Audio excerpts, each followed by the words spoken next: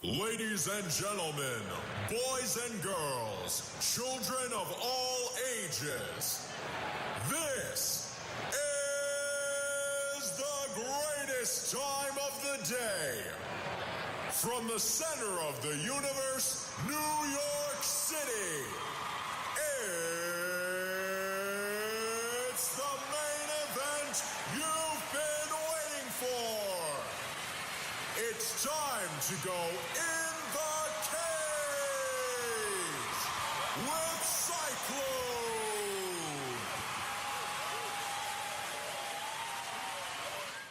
And once again, we are live in living color in the cage with Cyclone on this steamy, hot June 12th, 2017. And you know how I know it's hot? Because my sweat is sweating, all right?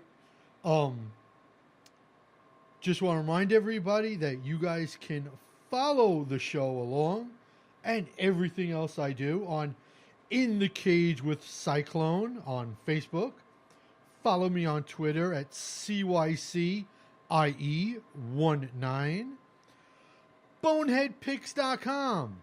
You could read all the Cyclone's great articles on MMA. And obviously, as always, CycloneComedy.com. I mean, right now I still got to make some changes to the site, but don't worry. And listen, if you guys are hearing a little bit of a noise in the background, don't worry. See, I'm so large. The studio is so tiny. I put butter on my sides to get into the studio. We need to have a fan on me just to cool me down.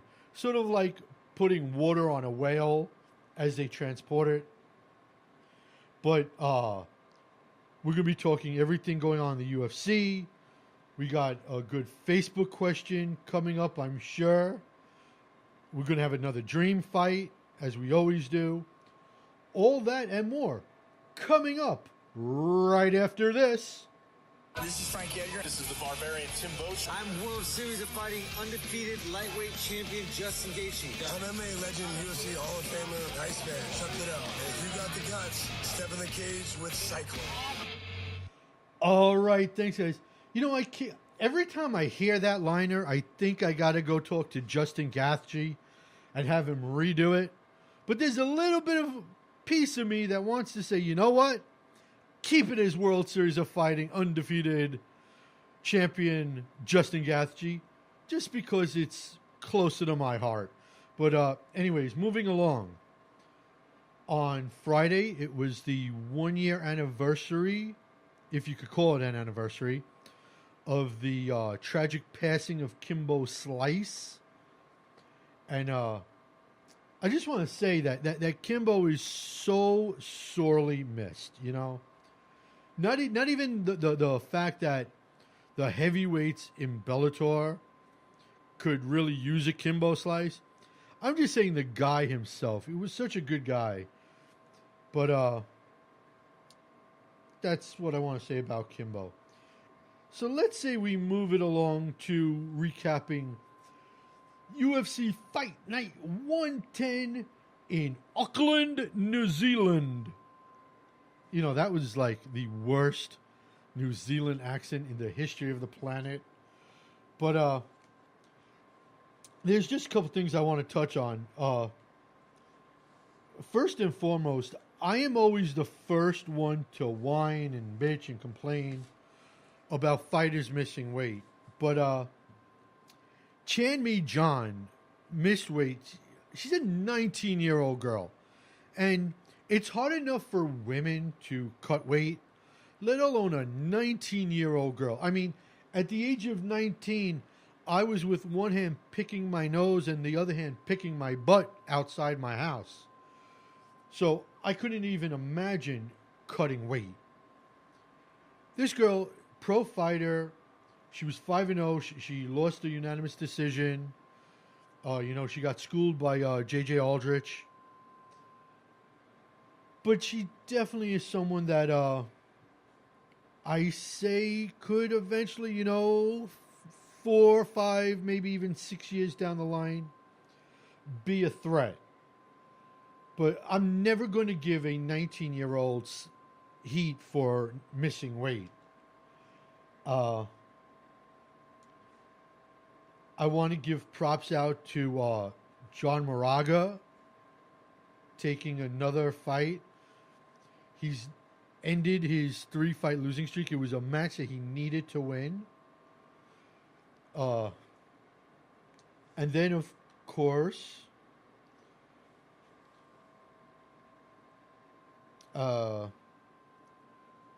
if you want to talk about guys that are beasts, guys that are monsters, guys that are serious future champions, look at the light heavyweight division.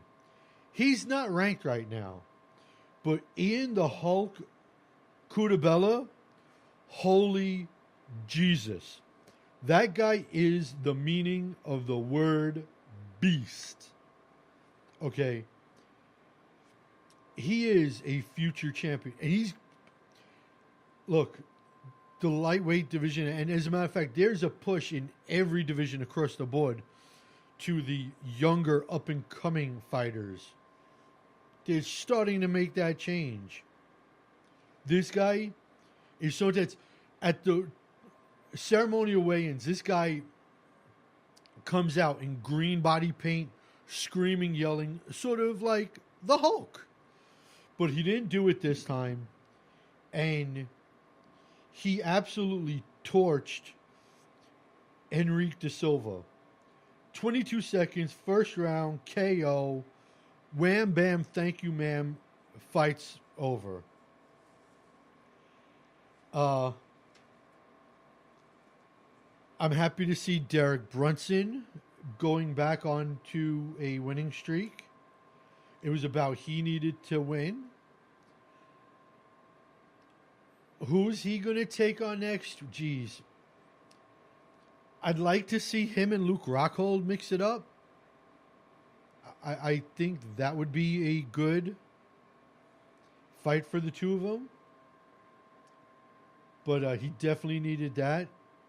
Of course, he KO'd Daniel Kelly, everybody's favorite, in the first round. Now, let's talk about the main event. Derek Lewis and Mark Hunt.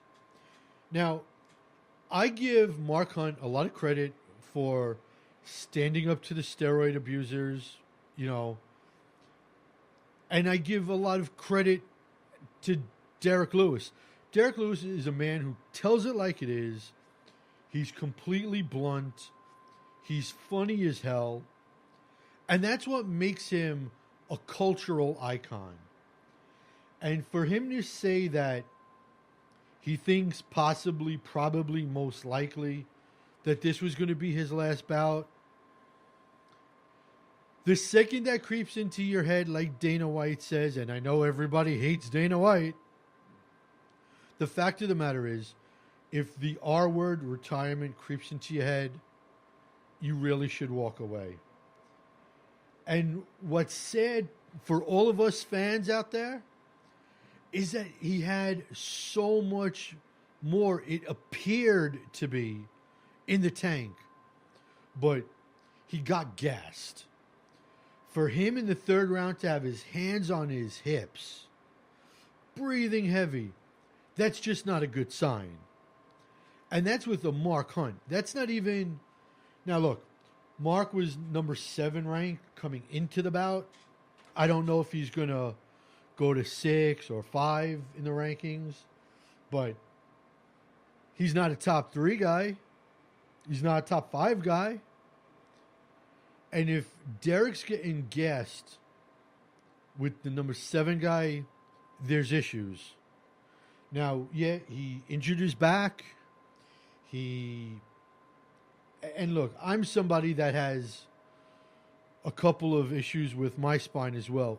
And I can't move because of it at times. To step in the cage to fight with that, these pro athletes truly are special, special people. You know. Let's discuss this TJ DJ situation, shall we? How do I break this down? DJ, in my opinion, is in the complete right. Game, stop, match, period, end of sentence, no matter what you want to say. He is the person that, for everyone who catches heat, oh, this person wants a super fight, that person wants to go up in class, that person wants to go down in class, that person wants a super fight, this person wants a super fight, this one wants that person wants this. Demetrius Johnson just want to stay with the flyweights and defend his strap. How does he not get 100% commended for that? He is on the verge of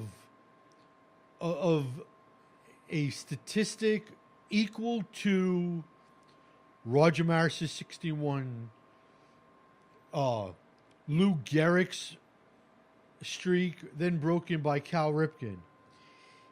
He is on the verge, and I can't say on the verge of greatness because he's great. In my opinion, he's pound for pound number one. By the way, pound for pound number two in my eyes is Joanna Jędrzejczyk. But honestly, guys, there is no way that he should go for his record-breaking number against a guy that's never fought at flyweight. And people say, yeah, I get it. Oh, Ray Borg's missed weight twice.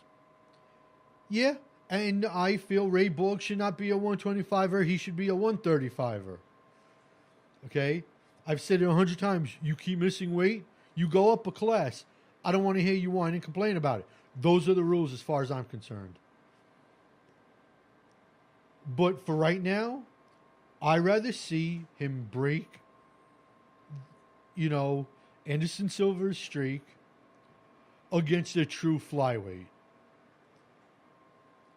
Now, if you want to go one after that, then maybe sure, put DJ. But let's face it, the only reason why TJ wanted this fight is because Cody Garbrandt had to, leave from his bout against TJ because of his bad back. If there was no back issues with Cody, Cody's still fighting TJ. Okay, this wasn't a TJ, hey, I want to go after DJ. And here's something else. If TJ beats Demetrius, does he stay at flyweight? No, probably not. So then you're screwing around with that belt. And the same people that gave crap to Conor McGregor need to give TJ the same crap that he's about to pull in a lower weight class. Now look, I understand Dana's, feelings. Oh, flyweights don't sell. Nobody really wants to see the lighter weight classes. And by the way, my first guest on In the Cage with Cyclone is a UFC flyweight. I'm not going to mention his name right now, but I got really friendly with him in Brooklyn at UFC 208. He's going to be coming on the show. I'm going to sit down later this week, do the interview with him. So on June 26th, the next show, I will be playing you that interview. And I will be discussing the issue of the flyweight division. And would Dana White actually scratch an entire division and make 28 fighters scramble for what they do next? Do they...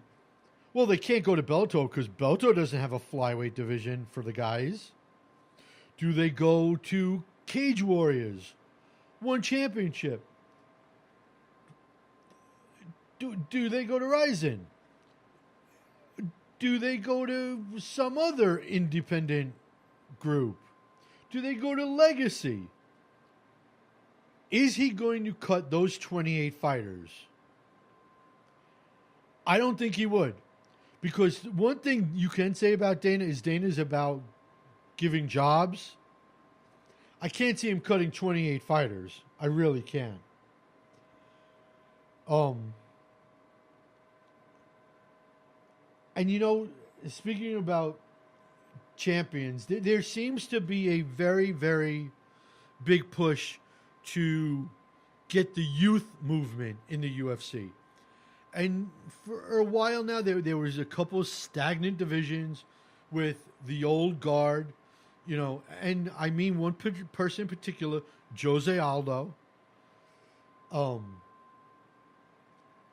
Cain Velasquez, is the Alistair Overeems. These older fighters are now not getting totally pushed out, but you saw it with Yair Rodriguez against Frankie. You saw it now that a lot of the young guns in the UFC are starting to make their move.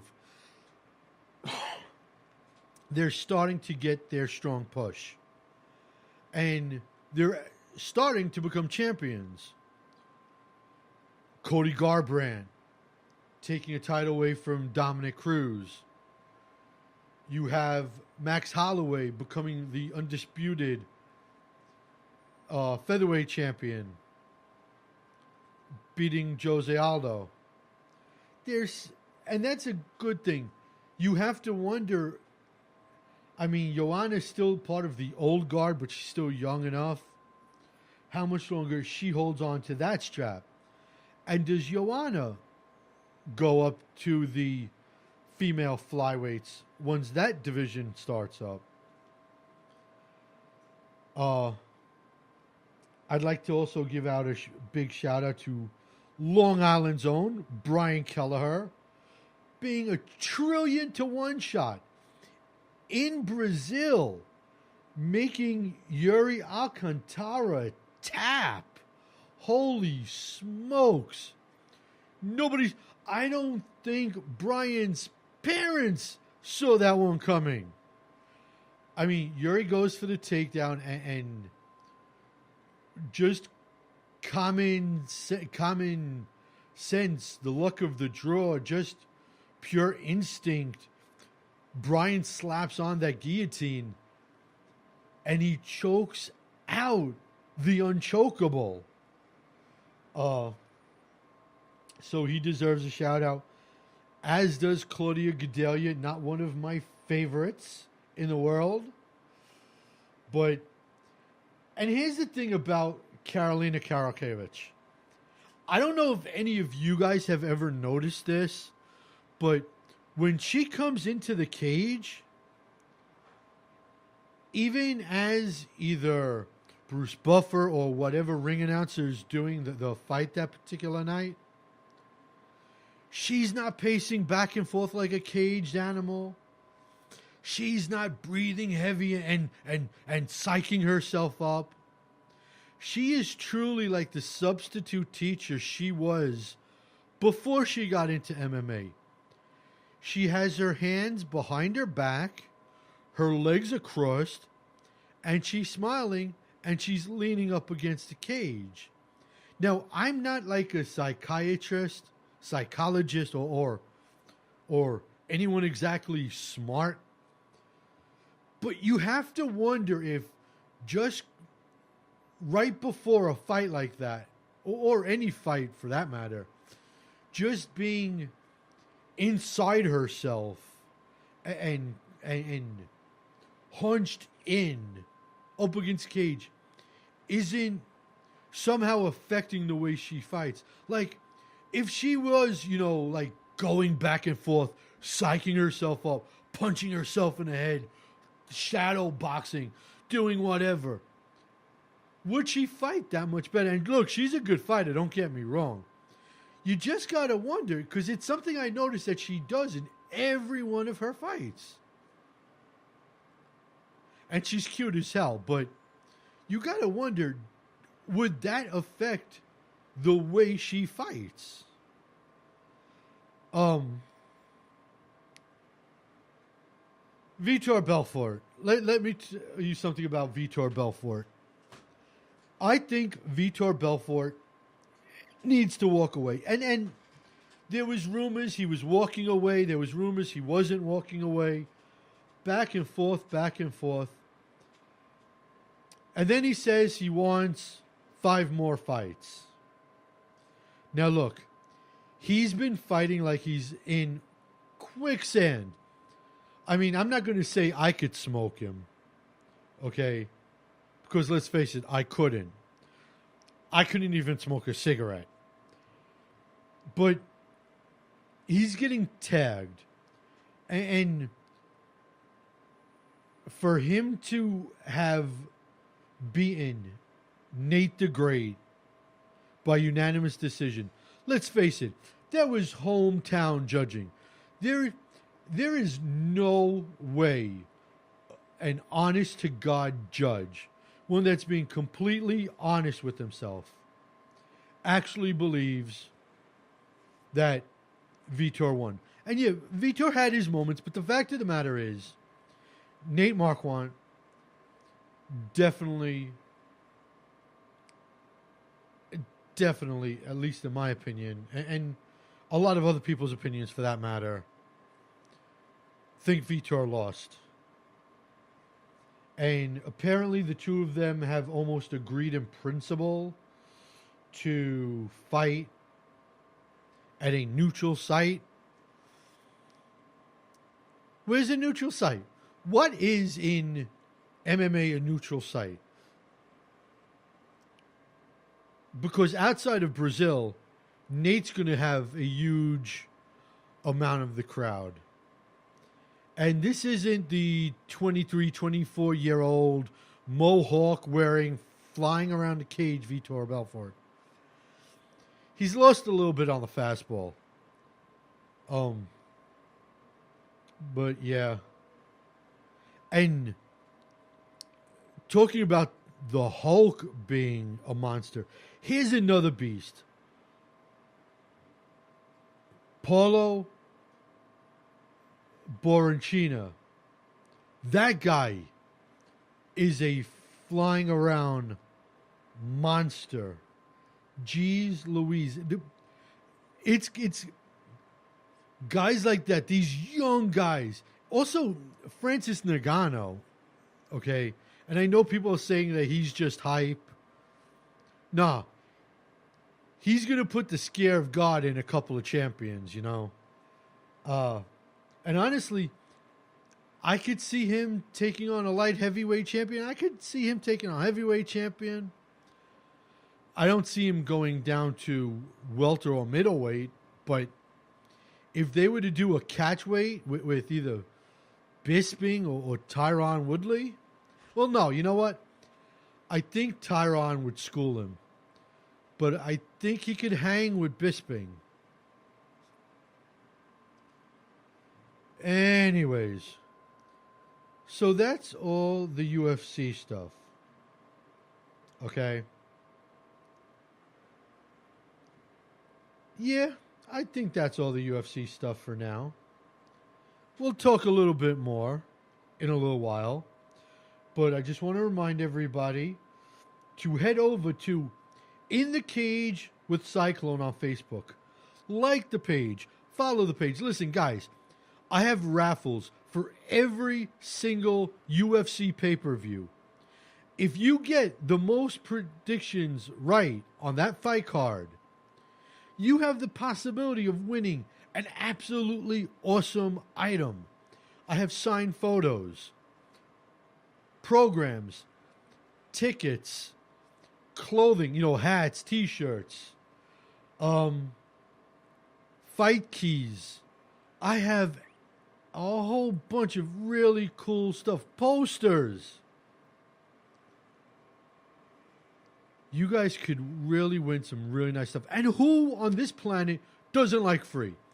You listening right now, I know you like free. So go tell your friends to like In the Cage with Cyclone on Facebook. It's really simple. Then, if you want to if you want to read all my funny little isms, go on Twitter. Type in CYCIE 19. Click follow. I guarantee you, you will laugh. You read my stuff, I will make you laugh. I will make you cry. I will make you think. I'll make you do everything. Then, of course, you head over to boneheadpicks.com. You go to more sports. You click on UFC/wrestling. Even though I wish this guy, Jason, who I love so much, would change it to just MMA/wrestling. And you can read all my articles. I get a lot of inside information, folks. I write some really good articles. You can read them. And then on the bottom, if you scroll down after one of my articles, you can even leave a comment and I will respond to your comment. I'm really good with responding to you guys. Then, of course, head over to cyclonecomedy.com. I have a bunch of stuff you could buy. You could see where I'm going to be, when I'm going to be. You could catch me at any type of a show I do. Okay. So, coming up in a little while, we have a Facebook question. We have a dream fight coming up. Yes, we have one of those. And we are going to do another spotlight. I'm spotlighting another fighter this week. How cool is that? I will give you info on somebody you haven't really heard about yet. All that and so much more coming up right after this quick word. Hi, I'm Jim Miller. This is Dan Morigliata. I'm Derek Brunson. I'm Nick the Carney Lentz, and you're locked into the cage with Cyclone. Alrighty, I am back on this hot Monday afternoon. It's now 1:59 p.m. Started a little bit late again today. Don't worry, one day we'll get the time right. But here's the thing. I'm actually really cool right now. I'm stopped. The sweat has stopped rolling down my sides thanks to this cool fan blowing some cool air on me. Unlike the fans in my house, which just blow nothing but hot air on me. There's some really creepy jokes of getting fans blowing on me.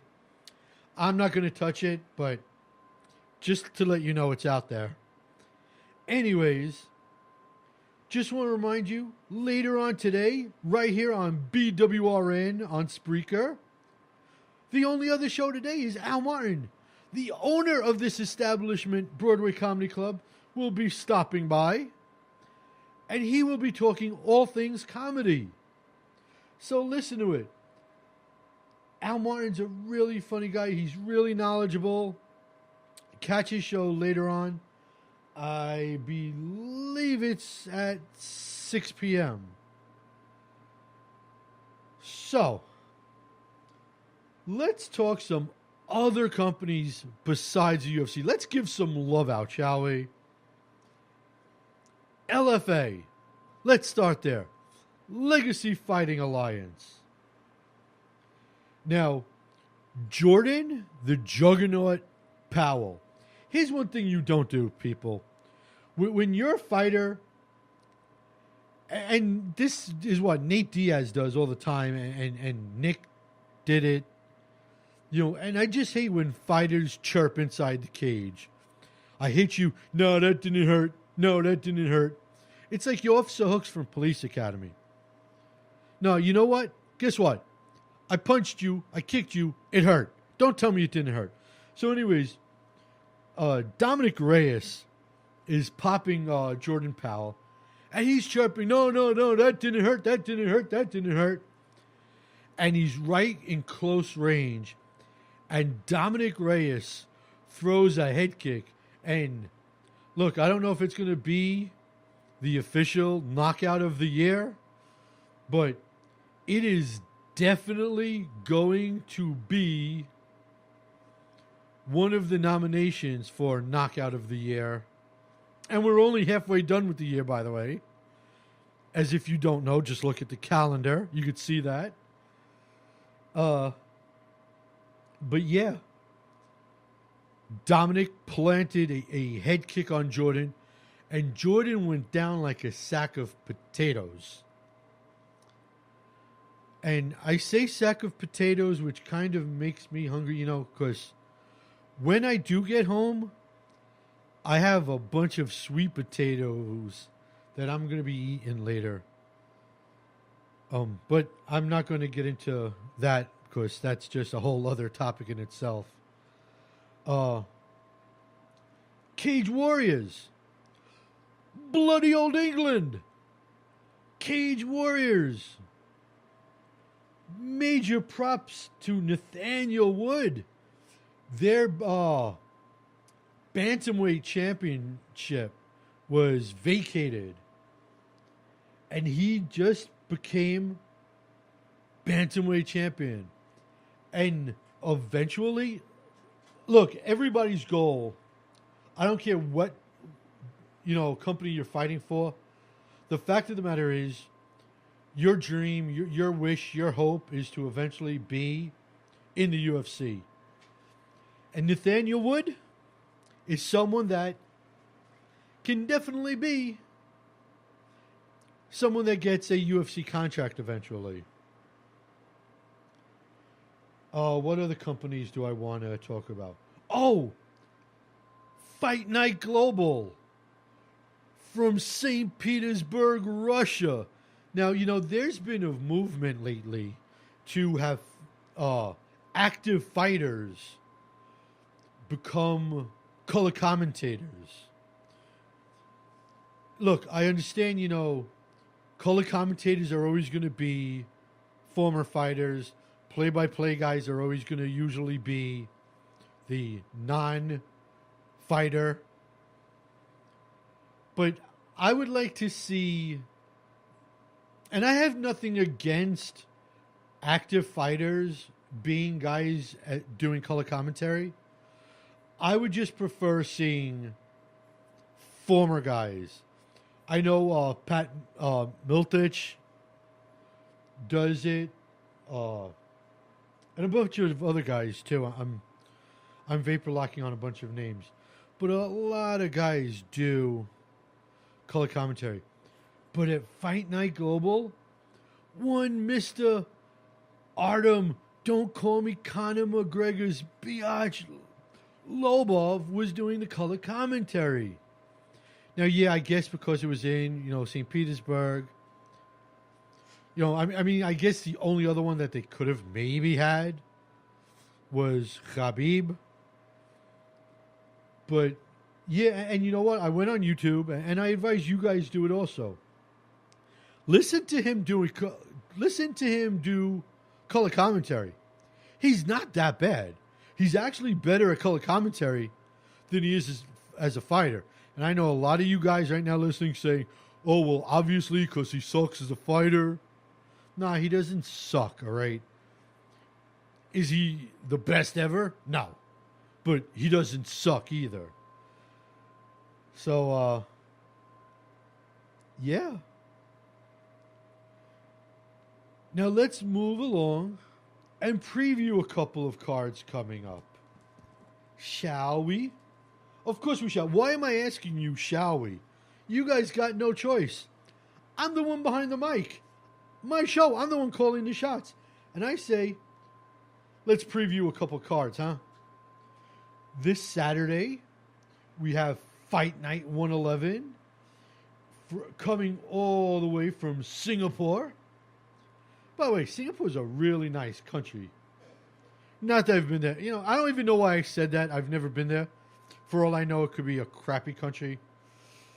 But that is the next UFC card. And, of course, it's highlighted by, main evented by Holly Holm on the 3-fight losing streak, taking on Bethe Correa. Now, look, I hate Bethe. I am not a fan of Bethe's one bit. She is someone who makes it really, really hard to root for. But I just cannot for the life of me ever, ever, ever root for Holly Holm. Look at the losing streak she's on. Jermaine Durandamy, Valentina Shtolenkov, and Misha Tate. If she loses 4 in a row, you got to question what's next for her. I mean, Bethe's going to bring it. This isn't going to be a on the mat, Brazilian Jiu-Jitsu or wrestling type bout.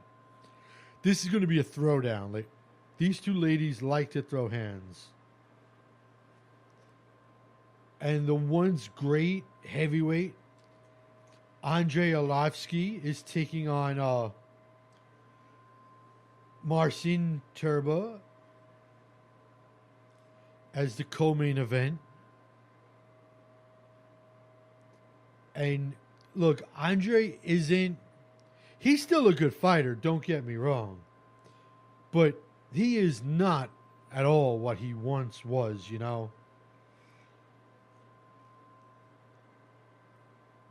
And we have the return of RDA, Rafael Dos Anjos, talking about people who I can't stand.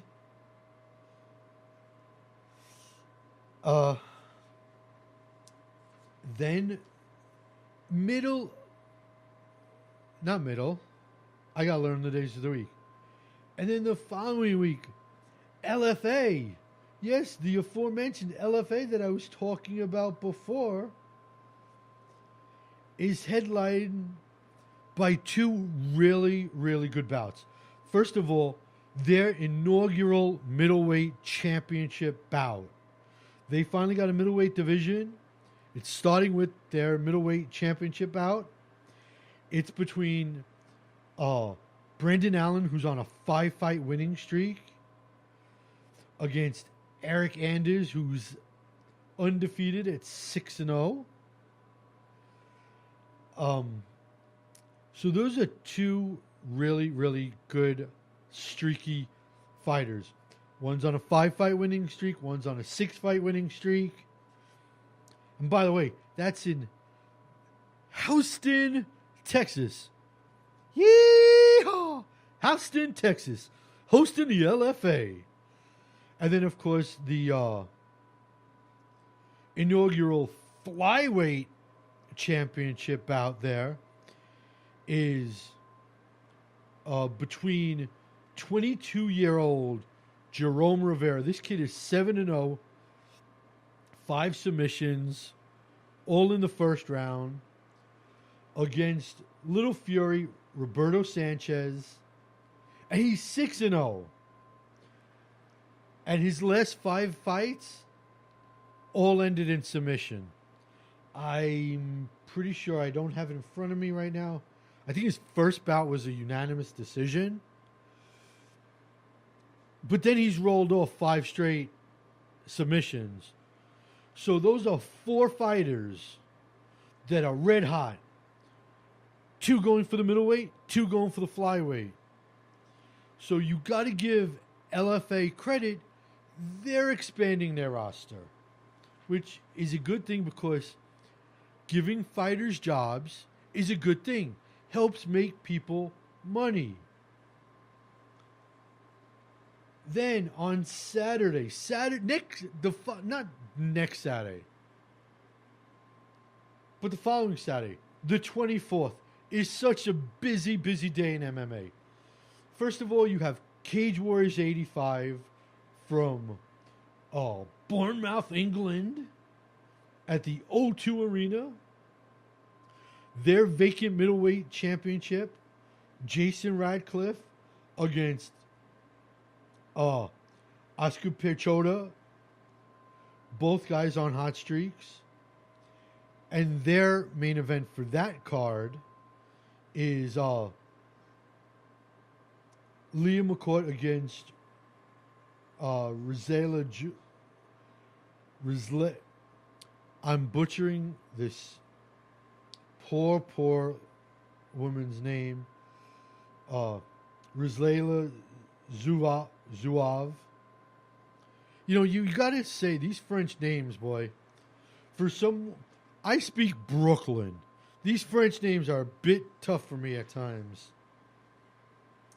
And then later on Saturday, a card that I will personally be at. I am not going to be an actual press member. I didn't officially get press passes and press credentials for it, but I will be there. I'm up in section 205. I will be conducting interviews. Nonetheless, just because I didn't get press passes doesn't mean I'm not conducting interviews with fighters. I have my ways. I have my secret ways of doing it. Can't tell you, because then I'd have to kill you, how I'm going to do it. But don't worry. I'll be talking to all the fighters during the week. Bellator 180/NYC. Matt Mitrione. Fedor Emelianenko. Chael Sonnen. Wanderlei Silva. All collide. 15 bouts on this card. You know, and they stacked this card really, really solid, you know. I give them credit for it. It was well worth the money I paid for the ticket. But it's going to be a long, long night. All that action starts, I believe the early pay-per-view is at 6. Personally, I wish these cards would get cut down where 12 fights the most on a card, 13 max. 15 fight cards are long. They're really, really long. And then on Sunday, UFC Fight Night from Oklahoma City happens. Because God forbid the UFC take off and let Bellator get all the hype. And that is obviously headlined by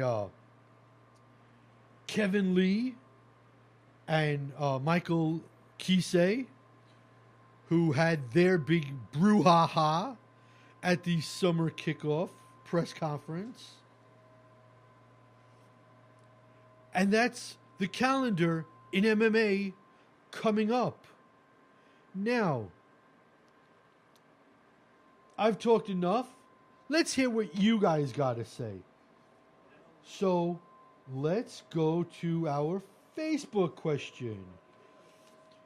We have 11 questions we are asking right now. And what happens is I am going to pick a number because out of our raffle bag, because due to issues, the new way of doing things isn't quite ready yet. But don't worry, it'll be ready hopefully by the next show. I promise. And it is going to be number 4. Number 4, that is 1, 2, 3, 4. Oive. John James. Wow. Mr. James, congratulations. Your Facebook question. What fight do you see stealing or possibly stealing fight of the night at Bellator 180/NYC? Well, look, here's the deal. Every one of those fights can be fight of the night. There is no one fight that, yes, that's good. Well, look, obviously the main event is going to be sick. The co-main event is going to be sick. Every single fight on that card is going to be sick. There is not one fight that I can say, ew, that fight sucks. Why is it on the card? There is 15 fights that are absolutely going to be kick-ass, awesome fights.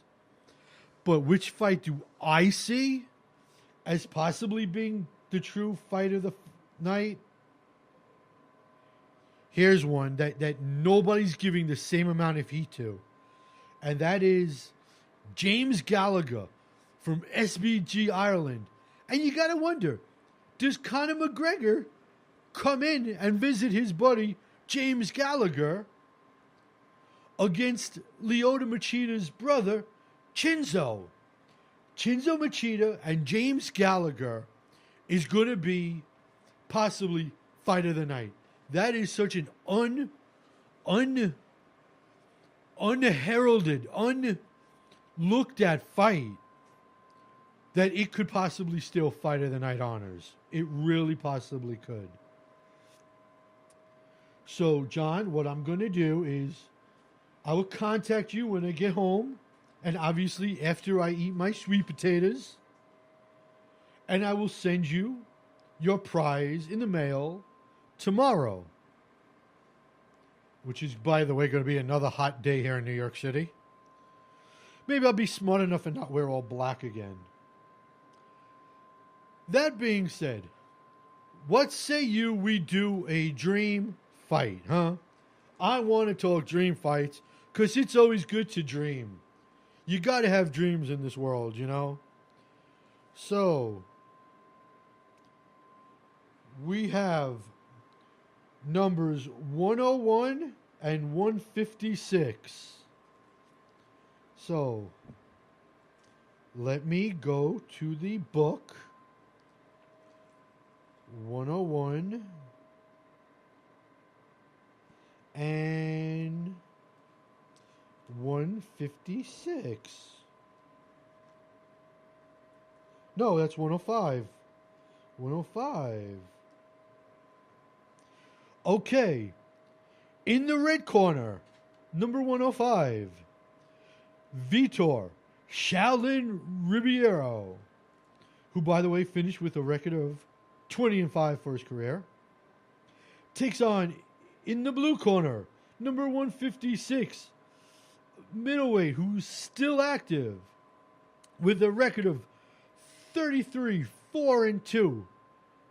By the way, I've actually watched both of those two draws he had. Mamed Khalidov. Those, between the French and the Russian names, everybody should just have a good old-fashioned, Joe Smith name. Anyways, not even a question in my mind this week. Mamed is a power puncher. Vitor likes to go to the ground.